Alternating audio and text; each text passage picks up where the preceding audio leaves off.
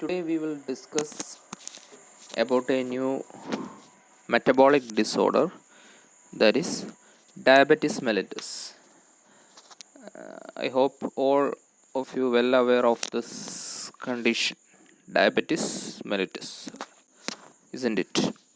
Actually, diabetes mellitus is a metabolic disorder or metabolic abnormality characterized by a persistent elevation in blood glucose level, and a chronic condition may leads to damage to some target organs. Okay, അതിനാണ് നമ്മൾ diabetes mellitus എന്ന് പറയുന്നത് അല്ലേ. It is A persistent elevation of blood glucose level. Okay, അത് മാത്രമല്ല കാരണങ്ങൾ, അതിൻ്റെ definition എല്ലാ മെറ്റബോളിക് ഡിസോർഡർ ആയതുകൊണ്ട് എല്ലാ വാട്ട് വി കോൾഡ് പ്രോട്ടീൻ ആയാലും ഫാറ്റ് ആയാലും നമ്മുടെ കാർബോഹൈഡ്രേറ്റിൻ്റെയും എല്ലാ മെറ്റബോളിസത്തിനെയും ഇത് അഫക്റ്റ് ചെയ്യുന്നുണ്ട്. ഓക്കെ, അതുകൊണ്ടാണ് നമ്മൾ ഡയബറ്റിസ് മെലിറ്റസ് എന്ന്. It's A group of metabolic disorder ആണ്. ഓക്കെ, സോ ഡയബറ്റിസ് മെലിറ്റസ് നിങ്ങൾ കേട്ടിട്ടുണ്ട്. പിന്നെ വേറൊരു കണ്ടീഷൻ ഡയബറ്റിസ് ഇൻസിപ്പിഡസ്. അത് രണ്ട് കണ്ടീഷനാണ്. ഡയബറ്റിസ് ഇൻസിപ്പിഡസ് എന്ന് പറഞ്ഞു കഴിഞ്ഞാൽ നമ്മുടെ it's a deficiency of antidiuretic hormone ആണ്. അപ്പോൾ നമ്മുടെ വാട്ടർ അബ്സോർപ്ഷൻ ഡിക്രീസ് ചെയ്യും. അങ്ങനെ യൂറിനിൽ കൂടെ കൂടുതൽ വാട്ടർ എക്സ്ക്രീറ്റ് ചെയ്ത് പോകുന്ന കണ്ടീഷനാണ് നമ്മൾ ഡയബറ്റിസ് ഇൻസിപ്പിഡസ് എന്ന് പറയുന്നത്. Here it is diabetes mellitus. Okay, so first will see the definition. Okay, definition വളരെ ഇമ്പോർട്ടൻ്റ് ആണ്. അതിനകത്ത് കുറേ കാര്യങ്ങൾ പറയുന്നുണ്ട് ഡെഫിനിഷനിൽ. ഡെഫിനിഷൻ ഇറ്റ് സെൽഫ് നമുക്കൊരു ബ്രീഫ് ഐഡിയ കിട്ടും എന്താണ് ഡയബറ്റിസ് മെലിറ്റസ് എന്ന് പറഞ്ഞാൽ. So diabetes mellitus is a group of metabolic disorder. Okay, it is a group of metabolic disorders of fat, carbohydrate, protein metabolism. Okay, it's a group of metabolic disorder of fat, carbohydrate and protein metabolism that results from defects in insulin secretion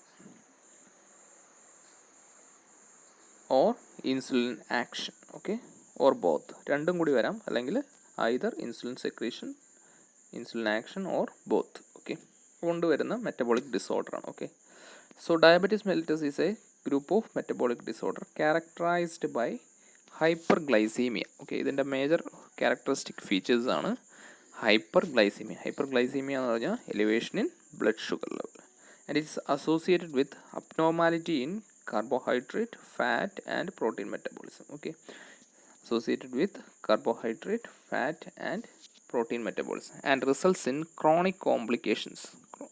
chronic conditions കുറേ കാലം നിൽക്കുന്ന chronic complications include microvascular, macrovascular and neuropathic disorders. Okay, microvascular and macrovascular neuropathic disorder. Okay, ഇതിനകത്ത് microvascular disorders എന്ന് പറഞ്ഞാൽ normally ഒരു diabetic പേഷ്യൻസിന് chronic ആയിട്ട് ഒരു 10 years ഒക്കെ കഴിഞ്ഞ് കഴിഞ്ഞാൽ നോർമലി കാലിൽ നംബ്നെസ്, തരിപ്പ്, അങ്ങനെയുള്ള കൈകാലുകളിൽ തരിപ്പ്, അങ്ങനെയുള്ള പ്രശ്നങ്ങളൊക്കെ ഉണ്ടാവും. പിന്നെ പെരിഫറൽ, അതിനെ നമ്മൾ പറയുന്നത് പെരിഫറൽ ന്യൂറൈറ്റിസ് എന്നാണ് അതിനെ പറയുന്നത്. ആ കണ്ടീഷൻ, അതായത് നമ്മുടെ പെരിഫറൽ റീജിയനിലെ നെർവ്സ് ഡാമേജ് ഉണ്ടാവുക, അതിനാണ് നമ്മൾ പെരിഫറൽ ന്യൂറൈറ്റിസ്. അതിനെ മൈക്രോവാസ്കുലാർ ഡിസോർഡർ എന്നാണ് പറയുന്നത്. പിന്നെ വേറെ ഒന്നാണ് peripheral retinopathy, neuropathy, then peripheral retinopathy, അതായത് കണ്ണിന് എന്തെങ്കിലും പ്രശ്നം വരിക, എലിവേറ്റഡ് ഗ്ലൂക്കോസ് ലെവൽ ഉള്ളതുകൊണ്ട് കണ്ണ് ഉള്ള റെറ്റിനയ്ക്ക് എന്തെങ്കിലും problem. Retina is a neural ലെയറാണ്, അറിയായിരിക്കും നിങ്ങൾക്ക്. ഓക്കെ, സോ റെറ്റിനയ്ക്ക് എന്തെങ്കിലും പ്രോബ്ലം വരിക. പിന്നെ നെഫ്രോൺ, അതായത് നെഫ്രോപ്പതി എന്ന് പറയും, കിഡ്നിക്ക് എന്തെങ്കിലും പ്രോബ്ലം. ഇതിനാണ് നമ്മൾ മൈക്രോവാസ്കുലാർ കോംപ്ലിക്കേഷൻസ് എന്ന് പറയുന്നത്. ഓക്കെ, ദെൻ മാക്രോവാസ്കുലാർ കോംപ്ലിക്കേഷൻസ് ഉണ്ട്.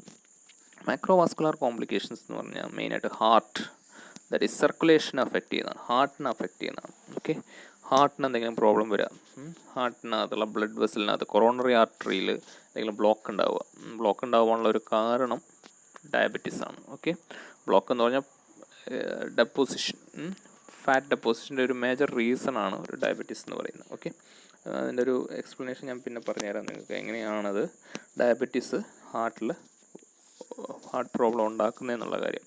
ഓക്കെ, ദെൻ ദ ക്ലാസിഫിക്കേഷൻ, ഏതൊക്കെ ടൈപ്സ് ഓഫ് ഡയബറ്റീസ് ഉണ്ട് നമുക്കറിയാവുന്ന രണ്ടെണ്ണമാണ്, ടൈപ്പ് 1 ടൈപ്പ് 2. ടൈപ്പ് 1 അറിയാം, absolute deficiency of insulin, that is it's mainly due to autoimmune destruction of the beta cell. അതാണ് type 1ൻ്റെ major reasons. അത് juvenile diabetes എന്ന് പറയാം. ചെറുപ്രായത്തിൽ തന്നെ ഡയബറ്റീസ് വരുന്ന ചില പിള്ളേർക്കൊക്കെ ഡയബറ്റീസ് കേട്ടിട്ടുണ്ടാവും. Okay, that is juvenile diabetes എന്ന് പറയാം നമുക്ക്. It's type 1 diabetes. The major reason is the absolute deficiency of insulin ഇല്ല എന്ന് പറയും. That is mainly due to destruction of autoimmune destruction ആണ്. ഓട്ടോ ഇമ്മ്യൂൺ ഡിസോർഡർ ആണ്. Autoimmune destruction of beta islets of beta cells of the islets of Langerhans. Then second type is type 2. അത് more common ആയിട്ട് അത് normally ഒരു 50 years 40 above ഉള്ള ആൾക്കാർക്ക് വരുന്ന ഒരു അസുഖമാണ്. Okay, it is mainly due to insulin resistance ആണ്. ഓക്കെ, അതിൻ്റെ മേജർ റീസൺ ഫാറ്റ് ഡെപ്പോസിഷൻ ആണ്. ഇൻസുലിൻ്റെ അടുത്ത് ഫാറ്റ് ഡെപ്പോസിറ്റ് ചെയ്യുമ്പോൾ ഉണ്ടാകുന്ന പ്രോബ്ലമാണ്. നോർമലി ഒരു കുറച്ച് 40 വയസ്സൊക്കെ ആയുള്ള ഒരാൾക്ക് ഫാറ്റ് കൂടുതൽ ഡെപ്പോസിറ്റ് ചെയ്യും. ബോഡിയിൽ വേറെ ഫിസിക്കൽ ആക്ടിവിറ്റിയോ ഇല്ലാതെ വെറുതെ ഇരുന്ന് ഭക്ഷണം കഴിക്കുന്ന ഒരാൾക്കാണ് ഫാറ്റ് ഡെപ്പോസിറ്റ് ചെയ്യും. അങ്ങനെ ഇൻസുലിൻ റെസിസ്റ്റൻസ് ഉണ്ടാവും. അതായത് പാൻക്രിയാസിന് ചുറ്റും ഫാറ്റ് വന്ന് അത് ഇൻസുലിന് പെട്ടെന്ന് അത് റെസിസ്റ്റൻസ് എന്ന് പറഞ്ഞാൽ ഇൻസുലിന് ഗ്ലൂക്കോസിനെ ഐഡൻറ്റിഫൈ ചെയ്യാൻ പറ്റാത്തൊരു കണ്ടീഷനിലോട്ട് മാറും. അതിനാണ് നമ്മൾ ഇൻസുലിൻ റെസിസ്റ്റൻസ് എന്ന് പറയുന്നത്. ഓക്കെ, അങ്ങനെ ഉണ്ടാവും. അതിനാണ് നമ്മൾ ടൈപ്പ് 2 ഡയബറ്റീസ് മെലിറ്റസ് എന്ന് പറയുന്നത്. പിന്നെ വേറൊരു type gestational diabetes mellitus, that is during pregnancy.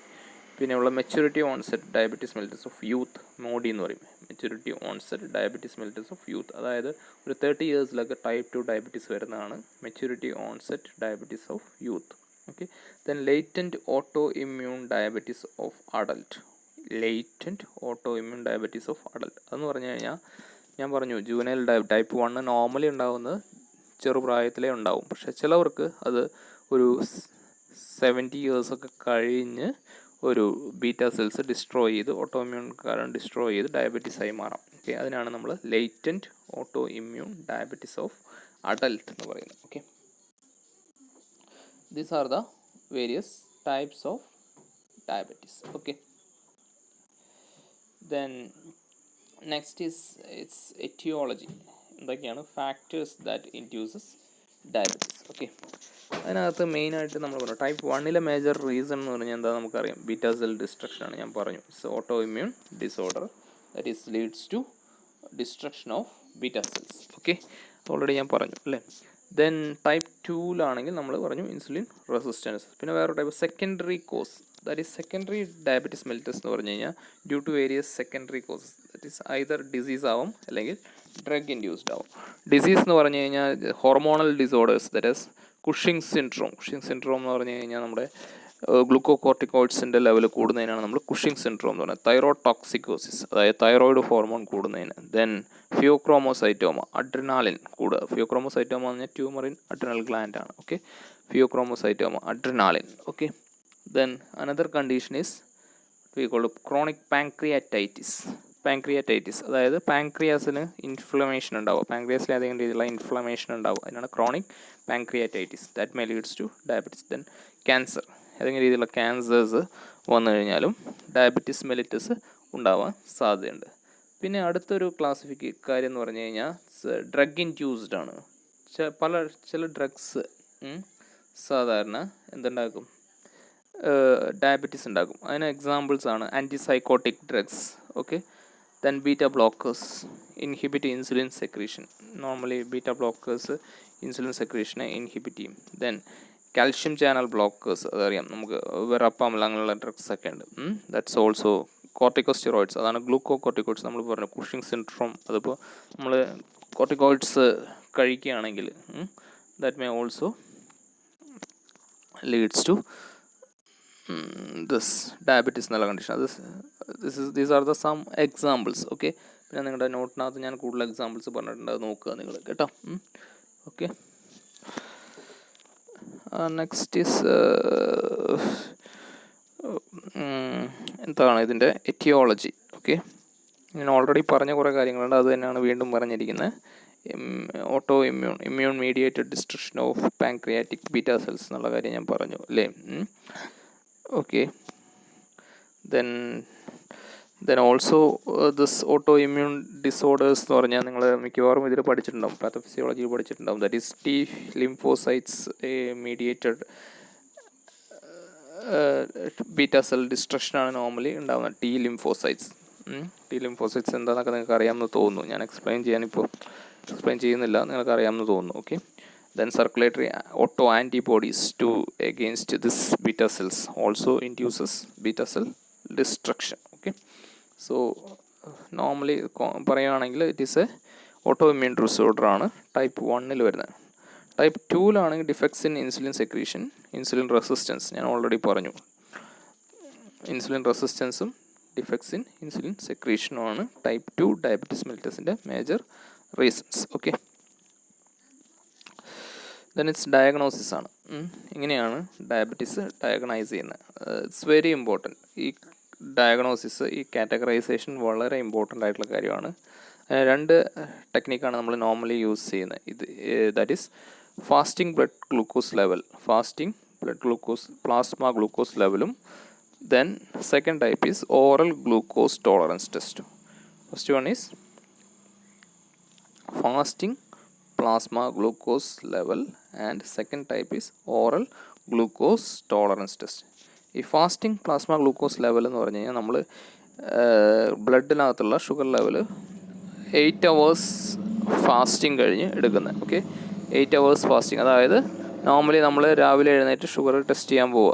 എല്ലാം കണ്ടിട്ടുണ്ടാവും നിങ്ങൾ എല്ലാവരും, പ്രായമായവരൊക്കെ രാവിലെ എഴുന്നേറ്റാണ് ഷുഗർ ടെസ്റ്റ് ചെയ്യാൻ പോകുന്നത്. അല്ലാതെ ഫാസ്റ്റിംഗ് എടുക്കണം. ഓക്കെ, അപ്പോൾ ഫാസ്റ്റിംഗ് ആണ് നമ്മൾ നോർമലി എടുക്കേണ്ടത്. അതിനെയാണ് ഫാസ്റ്റിംഗ് പ്ലാസ്മ ഗ്ലൂക്കോസ്. ഇതിനകത്ത് 3 categories: normal, impaired fasting glucose level and diabetes mellitus. ഇങ്ങനെ 3 കണ്ടീഷൻസ് ഉണ്ടാവും ഫാസ്റ്റിംഗ് ഗ്ലൂക്കോസ്. ഈ fasting plasma glucose level less than 100 mg/dL ആണ്. ഈ യൂണിറ്റ് വളരെ ഇമ്പോർട്ടൻ്റ് ആണ്, നോട്ട് ചെയ്യണം. If the fasting plasma glucose level is less than 100 mg/dL ആണെങ്കിൽ അത് നോർമലാണ്. ഓക്കെ, പ്രശ്നമില്ല, ഒരു പ്രോബ്ലം ഇല്ല. 100 mg/dL താഴെ നിർത്തുവാണെങ്കിൽ പ്രശ്നമില്ല. Okay, then if the fasting plasma glucose level is between 100 and 125 mg/dL ആണെങ്കിൽ ആ കണ്ടീഷൻ നമ്മൾ ഇംപെയർഡ് ഫാസ്റ്റിംഗ് ഗ്ലൂക്കോസ് എന്ന് പറയും, അല്ലെങ്കിൽ പ്രീ ഡയബറ്റിക് എന്നുള്ള കണ്ടീഷൻ പറയും. ഇംപെയർഡ് ഫാസ്റ്റിംഗ് ഗ്ലൂക്കോസ് ഇങ്ങനെയുള്ളവർ ശ്രദ്ധിക്കണം. 100-നും 125-നും ഇടയിലാണെങ്കിൽ ഡയബറ്റീസ് ആവാൻ ചാൻസ് കൂടുതലാണ്, അപ്പോൾ തന്നെ കൺട്രോൾ ചെയ്യുക. ഓക്കെ, 100 to 125 ആണെങ്കിൽ. then next condition, if FPG, that is fasting plasma glucose level, is greater than 126 mg/dL, greater than or equal to 126 mg/dL, then the patient is diabetes. Okay, അങ്ങനെയാണ് fasting ഗ്ലൂക്കോസിൻ്റെ categories. 3 ഉണ്ട്: less than 100, between 100 and 125 and greater than nor equal to 126 mg/dL. അതാണ് ഡയബറ്റീസ് എന്ന് പറയുന്നത്. Okay, greater than 126 mg/dL. തന്നെ രണ്ടാമത്തെ ഇനം നമ്മൾ post load plasma glucose or oral glucose tolerance test എന്ന് പറയും. പോസ്റ്റ് ലോഡ് പ്ലാസ്മ ഗ്ലൂക്കോസ്, അതായത് ഭക്ഷണം കഴിച്ച് 2 മണിക്കൂർ കഴിഞ്ഞെടുക്കുക. അതിനെ PP എന്ന് പറയും, പോസ്റ്റ് പ്രാൻഡിയൽ ഗ്ലൂക്കോസ് ലെവൽ എന്ന് പറയും, PP എന്ന് പറയും. Okay, post prandial glucose level എന്ന് പറയും, അല്ലെങ്കിൽ post load plasma glucose, oral glucose tolerance. ഇത് ഭക്ഷണം കഴിഞ്ഞ് 2 മണിക്കൂർ കഴിഞ്ഞെടുക്കുന്നതാണ്. ഇതിനകത്ത് ഇപ്പോൾ if the plasma glucose level, that is post load glucose level, is less than 140 mg/dL എങ്കിൽ പ്രോബ്ലം ഒന്നുമില്ല, നോർമൽ ആയിരിക്കും. If the glucose level is less than 140 mg/dL, then the individual is normal. If the post glucose level is between 140 and 199, then the patient is impaired glucose tolerance, that is pre-diabetic എന്നുള്ള condition ആണ്. Okay, then diabetes mellitus എന്ന് പറഞ്ഞാൽ post glucose level should be greater than 200 mg/dL, greater than 200 mg/dL. അങ്ങനെ വന്നു കഴിഞ്ഞാൽ patient is diabetes. Okay, ഇത് വളരെ important ആയിട്ടുള്ള ഒരു കാറ്റഗറിയാണ്, അത് നിങ്ങൾ പഠിച്ചു വയ്ക്കുക. ഫാസ്റ്റിങ്ങും ഓറൽ ഗ്ലൂക്കോസ് ടോളറൻസ് ടെസ്റ്റും 2 ഉണ്ട്. ഓക്കെ, ദെൻ അനദർ ടെക്നിക്സ് ആണ്, വേറൊരു ടെക്നിക്സ് നമ്മൾ അഡാപ്റ്റ് ചെയ്യുന്നതാണ്. HbA1c എന്ന് പറയും, that is glycosylated haemoglobin. HbA1c glycated haemoglobin എന്ന് പറയാം, ഗ്ലൈക്കോസിലേറ്റഡ് ഹീമോഗ്ലോബിൻ എന്ന് പറയാം. ഇതിൻ്റെ ഒരു സിഗ്നിഫിക്കൻസ് എന്ന് പറഞ്ഞു കഴിഞ്ഞാൽ, ഈ ടെസ്റ്റ് നമ്മൾ ചെയ്യുന്നതെന്ന് പറഞ്ഞാൽ ഒരു ലോങ് പീരീഡിലുള്ള ബ്ലഡ് ഗ്ലൂക്കോസ് ലെവൽ നമുക്ക് അറിയാൻ പറ്റും. ആവറേജ് 3 months, പാസ്റ്റ് 3 months നമ്മുടെ ബോഡിയിൽ എത്ര ഗ്ലൂക്കോസ് ഉണ്ടായിരുന്നു എന്നുള്ള കാര്യം അറിയാൻ പറ്റും, ഒരു ആവറേജ് അറിയാൻ പറ്റും. അതിൻ്റെ പ്രത്യേകത എന്തുകൊണ്ടാണ് ഇത് ചെയ്യുന്നതെന്ന് പറഞ്ഞു കഴിഞ്ഞാൽ, HbA1c നമ്മൾ അതായത് that is the amount of hemoglobin that is bound to glucose, അതിനാണ് നമ്മൾ ഗ്ലൈക്കേറ്റഡ് ഹീമോഗ്ലോബിൻ എന്ന് പറയുന്നത്. ഓക്കെ, നോർമലി ഇതിൻ്റെ ഒരു സിഗ്നിഫിക്കൻസ് എന്ന് ഞാൻ പറയും, 3 മാസം എന്ന് പറയാനുള്ള കാര്യം നമുക്കറിയാം. RBCയുടെ ലൈഫ് സ്പാൻ എന്ന് പറഞ്ഞാൽ 120 days ആണ്, ഒരു ആവറേജ് 90 to 120 days ആണ് ഒരു RBCയുടെ ലൈഫ് സ്പാൻ വരുന്നത്. അപ്പോൾ നമുക്ക് അത്രയും ടൈമിൽ ഗ്ലൂക്കോസ് എത്രത്തോളം ഹീമോഗ്ലോബിനിൽ ബൈൻഡ് ചെയ്തതെന്ന് നമുക്ക് ആ 3 മാസത്തിനുള്ളിൽ നമുക്ക് കണ്ടുപിടിക്കാൻ പറ്റും. അതുകൊണ്ടാണ് ഈ ടെസ്റ്റിൻ്റെ ഒരു ഇമ്പോർട്ടൻസ്. ഇത് വളരെ ഇമ്പോർട്ടൻ്റ്. ഇപ്പോഴത്തെ ഈ ഡയബറ്റീസ് കൺട്രോൾ ചെയ്യുന്ന കാര്യത്തിൽ വളരെയധികം നമുക്കൊരു കീ റോള് ചെയ്തൊരു ടെസ്റ്റാണിത്. മുമ്പേ നമുക്ക് ജസ്റ്റ് യൂറിൻ ടെസ്റ്റ് മാത്രമേ ചെയ്യാൻ പറ്റുള്ളായിരുന്നു. അത് കഴിഞ്ഞ് ബ്ലഡ് സൗണ്ട് അടിച്ച് അത് കഴിഞ്ഞാണ് ഈ HbA1c വളരെ ഇമ്പോർട്ടൻ്റ് ആയിട്ടുള്ള ടെസ്റ്റാണ്. കാര്യം ഒരു ലോങ് ടേം ലെവൽ നമുക്ക് കണ്ടുപിടിക്കാൻ പറ്റും. സോ ഇതിൻ്റെ ഒരു ഇതെങ്ങനെയാണ് ചെയ്യുന്നതെന്ന് പറഞ്ഞാൽ, ഇത് നമ്മൾ HbA1c ചെയ്ത് കഴിഞ്ഞ് ഇഫ് HbA1c നോർമലായിട്ടുള്ള ഒരാൾക്ക് HbA1c should be less than 7%. അതാണ് നോർമലായിട്ടുള്ള ഒരു മാൻ. Okay, HbA1c less than 7%. ഇപ്പോൾ അത് 6.5 ആക്കിയിട്ടുണ്ട്, കുഴപ്പമില്ല. എന്നാൽ നമുക്ക് 7 ലെസ് ദാൻ 7 ആണെങ്കിൽ patient is okay, no problem. ആൾക്ക് 3 മാസമായിട്ട് ഗ്ലൂക്കോസ് ലെവലൊന്നും കൂടിയിട്ടില്ല, പ്രശ്നങ്ങളൊന്നും ഇല്ല എന്ന് പറയാൻ പറ്റും. If it is greater than 7 ആണെങ്കിൽ, greater than or equal to 7 ആണെങ്കിൽ patient is having problem, diabetic problem ഉണ്ടെന്ന് പറയാം. ഓക്കെ, അതാണ് അതിൻ്റെ സിഗ്നിഫിക്കൻറ്റ്. സോ നോർമലായിട്ടുള്ള ആൾക്കാർക്ക് it should be less than 7%. Okay, I repeat 7%. Okay, greater than or equal to 7 ആണെങ്കിൽ patient is diabetic എന്ന് പറയാം. Okay, glycosylated haemoglobin or glycated haemoglobin എന്ന് പറയാം. ഓക്കെ, HbA1c എന്നാണ് ആ ടെസ്റ്റിന് പറയുന്ന പേര്. Okay, then its clinical presentation. എന്തൊക്കെയായിരിക്കും സൈൻസ് ആൻഡ് സിംറ്റംസ്?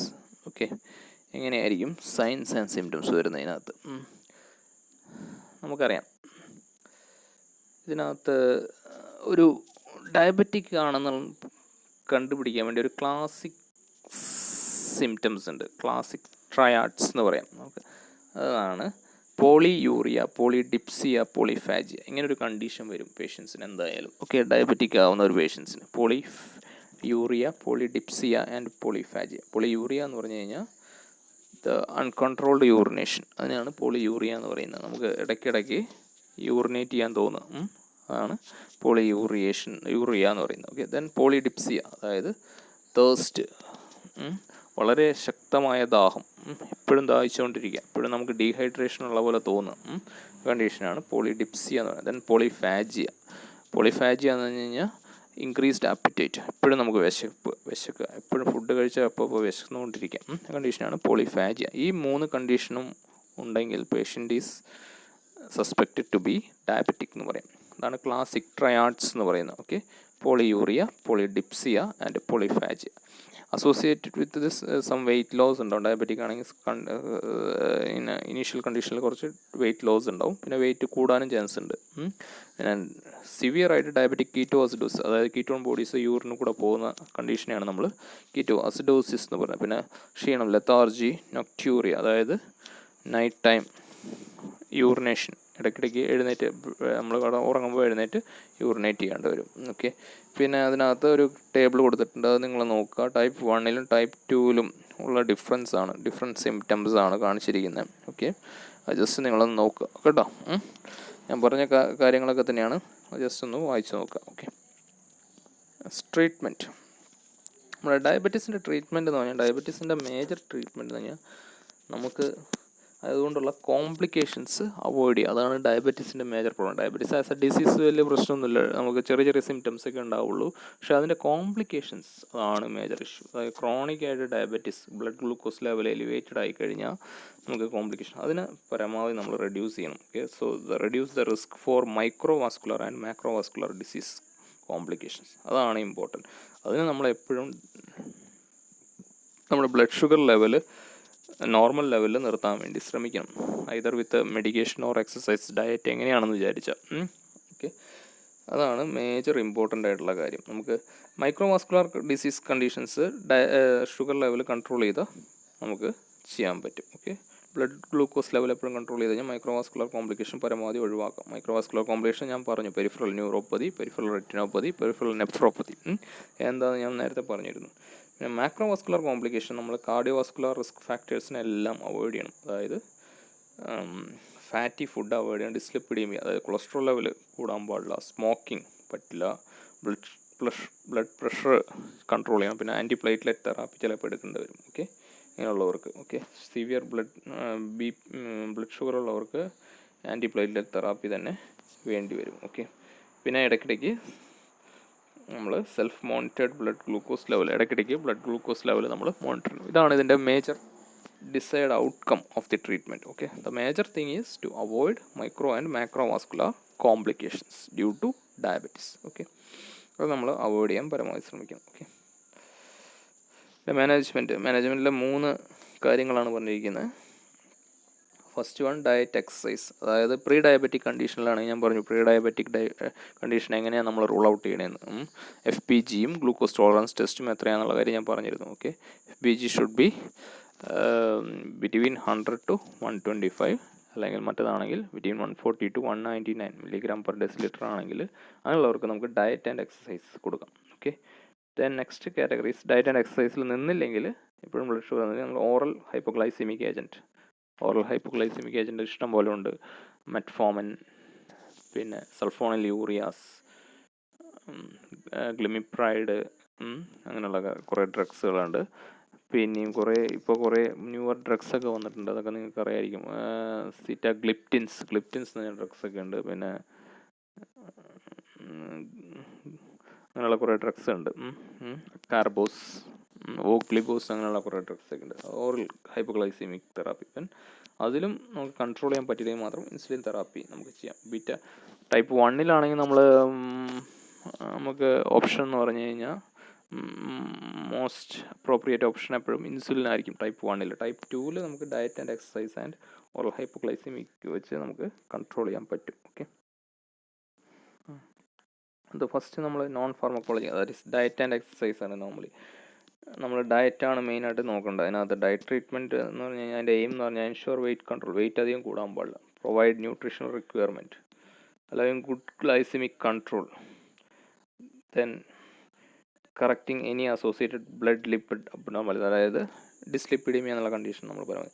അതിനകത്ത് നമ്മൾ അതിനൊരു പെർഫെക്റ്റ് പാറ്റേൺ ഉണ്ട്. അത് നമ്മൾ അതിനകത്ത് ഫാറ്റ് കഴിക്കാം, നമുക്ക് പ്രോട്ടീൻ കഴിക്കാം, കാർബോഹൈഡ്രേറ്റ് കഴിക്കാം, പക്ഷേ അതിനൊരു ലെവലുണ്ട്. Okay, fat should not be greater than 35% of total intake of calorie. Okay, fat പാടില്ല.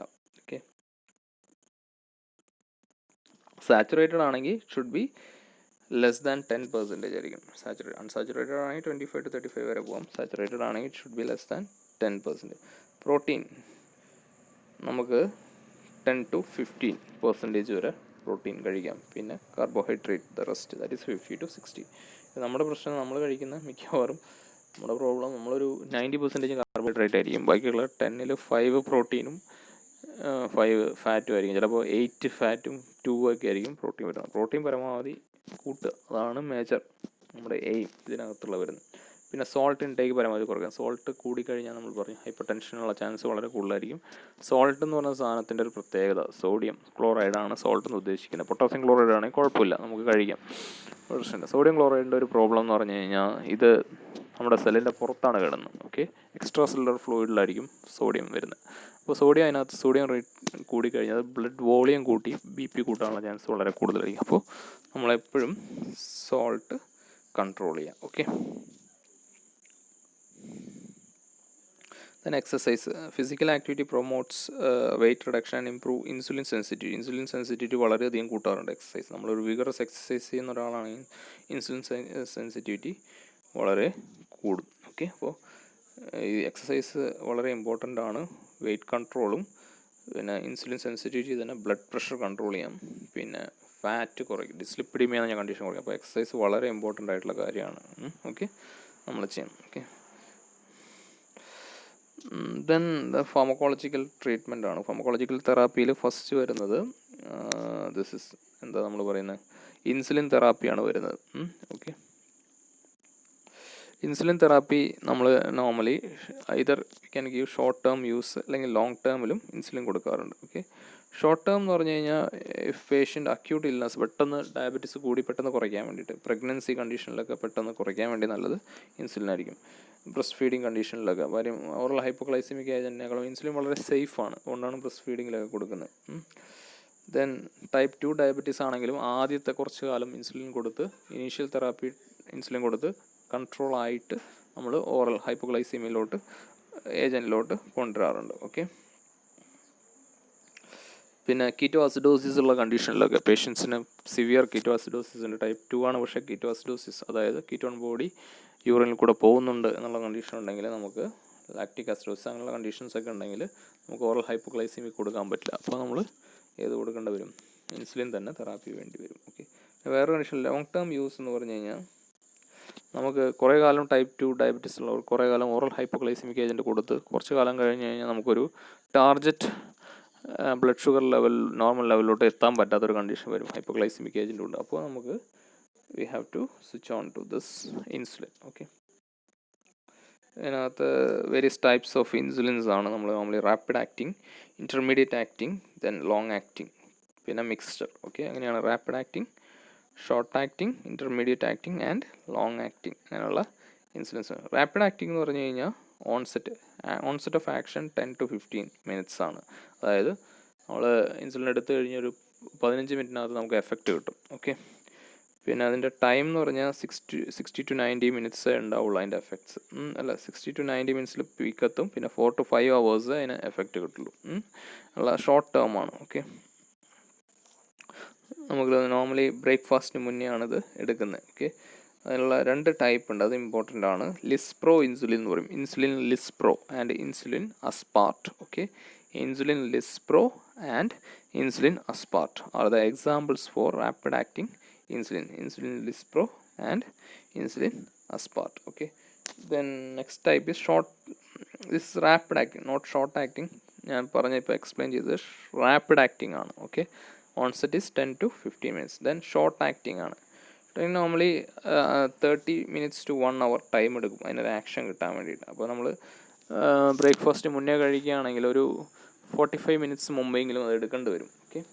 അതിൻ്റെ ഒരു ഡ്യൂറേഷൻ എന്ന് പറഞ്ഞു കഴിഞ്ഞാൽ 5 to 8 hours ആണ്. ഓക്കെ.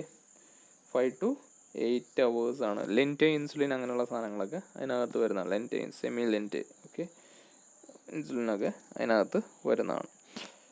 ഇൻ്റർമീഡിയറ്റും ഏകദേശം ഇതുപോലെ തന്നെയാണ്. ഇൻ്റർമീഡിയറ്റ് ആക്ഷനും ഇതുപോലെ തന്നെയാണ്. Okay. That is 1 to 3 hours എടുക്കും ഓൺസെറ്റ്, അതായത് 1 to 3 hours ടൈം. ഓക്കെ. അതായത് 1 to 3 hours കൊണ്ട് ഇതിനെ ഓൺസെറ്റ് കിട്ടുള്ളൂ. അപ്പോൾ നമ്മൾ എന്താ ചെയ്യേണ്ടത്? അപ്പോൾ നമ്മൾ ഡിന്നറൊക്കെ കഴിഞ്ഞ് ഇതെടുക്കുക, രാവിലേക്ക് എഫക്റ്റ് കിട്ടും. അതായത് അതിൻ്റെ ഡ്യൂറേഷൻ അപ് ടു 18 hours. അപ്പോൾ നമുക്ക് രാത്രി എടുത്തു കഴിഞ്ഞാൽ രാവിലെ മൊത്തം അത് പൊക്കോളും. ഓക്കെ. രാത്രി എടുത്തു കഴിഞ്ഞാൽ രാവിലത്തെ ഫുൾ കാര്യങ്ങളും അതിനകത്ത് നിൽക്കും. 18 hours വരെ അതിന് എഫക്റ്റ് കിട്ടും. ഓക്കെ. ബെഡ് ടൈമിൽ മാത്രം എടുത്താൽ മതി. ഓക്കെ. പിന്നെ ലോങ് ആക്ടിങ് ഡ്യൂറേഷൻ 24 hours ആണ്. ഓക്കെ.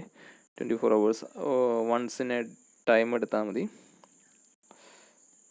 ഓക്കെ. അതിന് എക്സാമ്പിൾസ് ഇമ്പോർട്ടൻ്റ് ആണ് ലോങ് ആക്ടിങ്ങിന്. ദാറ്റ് ഈസ് ഗ്ലാർജിൻ എന്ന് പറയും. ഗ്ലാർജിൻ ആൻഡ് ഡെറ്റിമർ, ഇത് രണ്ടും ലോങ് ആക്ടിങ് ഇൻസുലിൻസ് ആണ്. Insulin glargine and insulin detemir. Okay.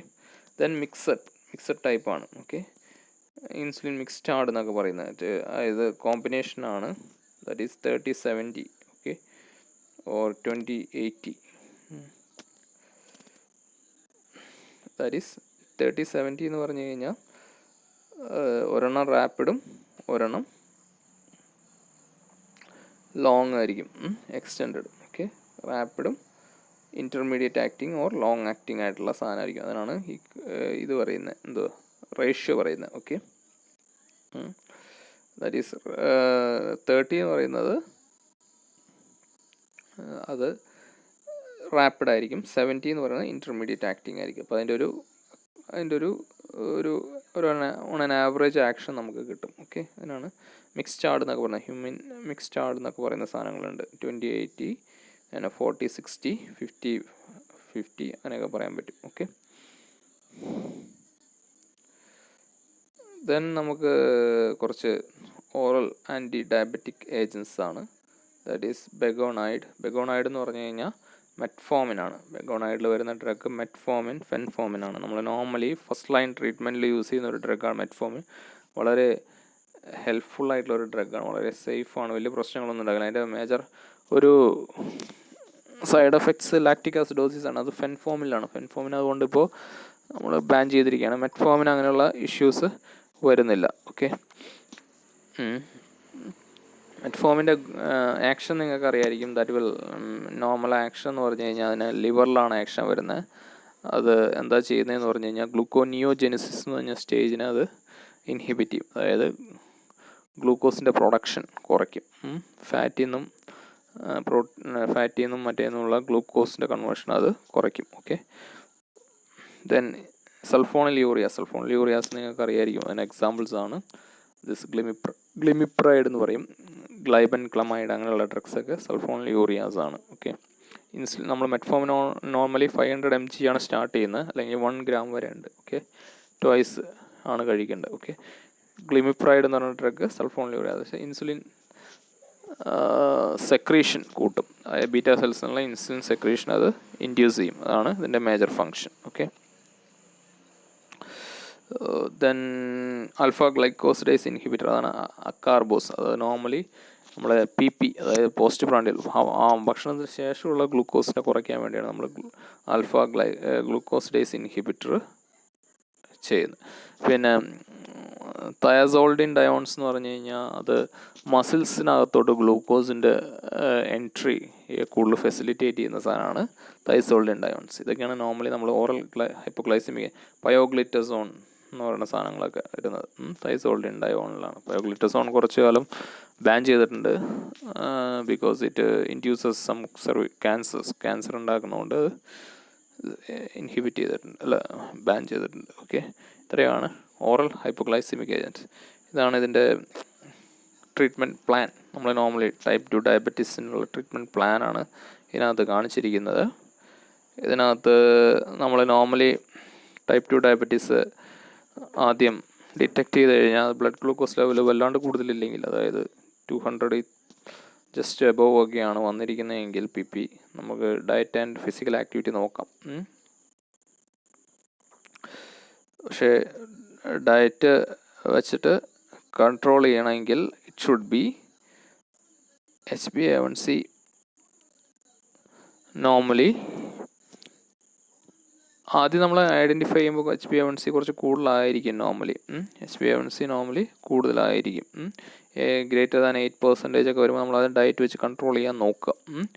Diet വെച്ച് കൺട്രോൾ ചെയ്യാൻ പറ്റിയില്ല എന്ന് വിചാരിക്കുക. ഡയറ്റ് വെച്ച് കൺട്രോൾ ചെയ്യാൻ പറ്റിയില്ലെങ്കിൽ അത് ഫെയിലിയർ ആണെങ്കിൽ, സക്സസ് ഓർ ഫെയിലിയർ ആണെങ്കിൽ we have to go for next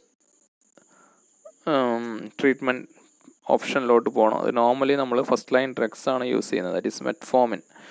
over weight ഉള്ള ഒരാൾക്കാണെങ്കിൽ മെറ്റ്ഫോമിൻ കൊടുക്കാം, അല്ലെങ്കിൽ അണ്ടർ വെയ്റ്റ് ആണെങ്കിൽ ഇൻസുലിനോട്ട് പോകേണ്ടി വരും. അണ്ടർ വെയ്റ്റ് ഉള്ളവർക്ക് മെറ്റ്ഫോമിൻ ഒരു പ്രശ്നമുണ്ട്, ഉള്ള വെയ്റ്റ് പിന്നെയും കുറയ്ക്കും.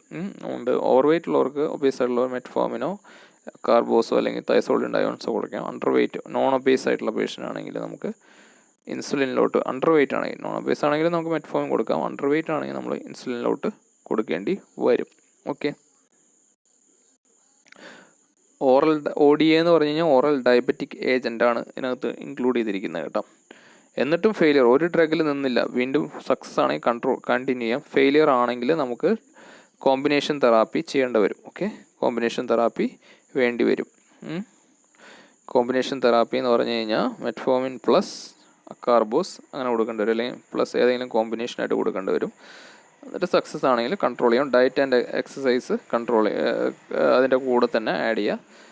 ഈ കോമ്പിനേഷൻ ഓഫ് ഡ്രഗിലും ഫെയിലിയർ ആണെങ്കിൽ ഇൻസുലിൻ തന്നെ കൊടുക്കേണ്ടി വരും. ഇൻസുലിൻ പ്ലസ് ചിലപ്പോൾ plus or minus insulin sensitise. Okay. ഏതെങ്കിലും സൾഫോണിലൂറിയാസോ അതിൻ്റെ കൂടെ കൊടുക്കേണ്ടി വരും. ഓക്കെ. അത്രയും അൺകൺട്രോൾ ആയിട്ടുള്ള ഡയബറ്റീസ് ആണ്. അപ്പോൾ ഡയബറ്റീസ് ടൈപ്പ് 2 ഡയബറ്റീസ് മെലിറ്റസ് എങ്ങനെയാണ് മാനേജ് ചെയ്യേണ്ടതെന്നുള്ളതിൻ്റെ ഒരു അൽഗോരിതമാണ് ഇതിനകത്ത് പറഞ്ഞിരിക്കുന്നത്. അതിനകത്ത് ഞാൻ ഒന്നുകൂടി എക്സ്പ്ലെയിൻ ചെയ്യാം.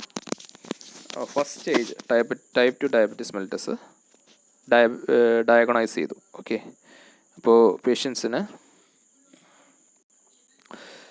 If HbA1c is less than 8% ആണെങ്കിൽ, ലെസ് ദാൻ 8%, ഐഡൻറ്റിഫൈഡ് 8% താഴെയാണെങ്കിൽ നമുക്ക് ഡയറ്റ് ആൻഡ് ഫിസിക്കൽ ആക്ടിവിറ്റി വെച്ച് കൺട്രോൾ ചെയ്യാൻ ശ്രമിക്കാം.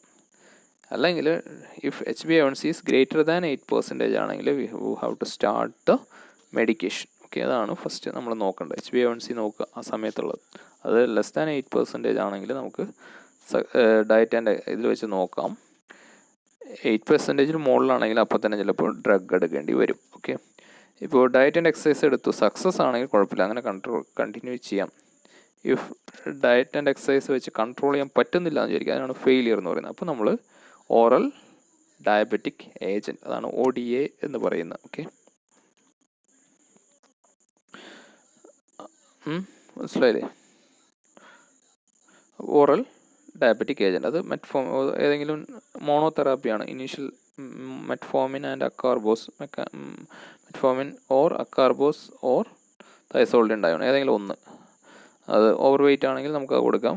നോൺ ഒബേസ് ആണെങ്കിൽ മെറ്റ്ഫോമിൻ ഓർ ഇൻസുലിൻ സെക്രീറ്റഗോജിസ് എന്ന് പറഞ്ഞ ഡ്രഗ്. സെക്രീറ്റഗോജിസ് എന്ന് പറഞ്ഞു കഴിഞ്ഞാൽ വേറെ ഒന്നുമല്ല, ഈ what we call this glimepiride, glibenclamide, അങ്ങനെയുള്ള ഡ്രഗ്സിനാണ് നമ്മൾ പറയുന്നത്. ഓക്കെ, അത് കൊടുക്കാം. അണ്ടർ വെയ്റ്റ് ആണെങ്കിൽ നമ്മൾ ഇൻസുലിനോട്ട് പോകേണ്ടി വരും. അണ്ടർ വെയ്റ്റ് ആണെങ്കിൽ പേഷ്യൻ്റ് ഷുഡ് ഗോ. ആദ്യം തന്നെ വളരെ വെയിറ്റ് കുറഞ്ഞ ഒരാളാണെങ്കിൽ നമുക്ക് മെറ്റ്ഫോമിൻ കൊടുത്തു കഴിഞ്ഞാൽ ചിലപ്പോൾ വെയിറ്റ് പിന്നെയും കുറയാൻ ചാൻസ് ഉണ്ട്. അതുകൊണ്ട് ഇങ്ങനെ പോകും. ഓക്കെ, ഇത് വെച്ച് നോക്കുക. എന്നിട്ട് സക്സസ് ആണെങ്കിൽ കണ്ടിന്യൂ ചെയ്യുക. ഫെയിലിയർ ആണെങ്കിൽ നമുക്ക് കോമ്പിനേഷൻ തെറാപ്പി കൊടുക്കേണ്ടി വരും വിത്ത് ഡയറ്റിന്. അതാണ് ഞാൻ പറഞ്ഞത്, കോമ്പിനേഷൻ ഓഫ് 2 ഡ്രഗ്സ്. ഓക്കെ, എന്നിട്ടും കൺട്രോൾ ചെയ്യാൻ പറ്റിയില്ലെങ്കിൽ നമ്മൾ ഇൻസുലിനോട്ട് പോകേണ്ടി വരും. ഓക്കെ, ഫെയിലിയർ ലാസ്റ്റ് സ്റ്റേജ് ഇൻസുലിനോട്ട് പോകേണ്ടി വരും. ഇതാണ് ഇതിൻ്റെ treatment modality four diabetes in type 2 diabetes. Okay, ഇത്രയും നിങ്ങളൊന്ന് പഠിച്ചു വയ്ക്കുക. ഓക്കെ, എക്സാമിനേഷന് മെയിനായിട്ട് തെറാപ്യൂട്ടിക് പോയിൻ്റ് ഓഫ് വ്യൂവിലാണ്. ഓക്കെ, മാനേജ്മെൻറ്റാണ് മേജറായിട്ട് വരുന്നത്. ഓക്കെ, ഞാൻ പറഞ്ഞിരുന്നു നിങ്ങളുടെ അടുത്ത്. Okay, thank you.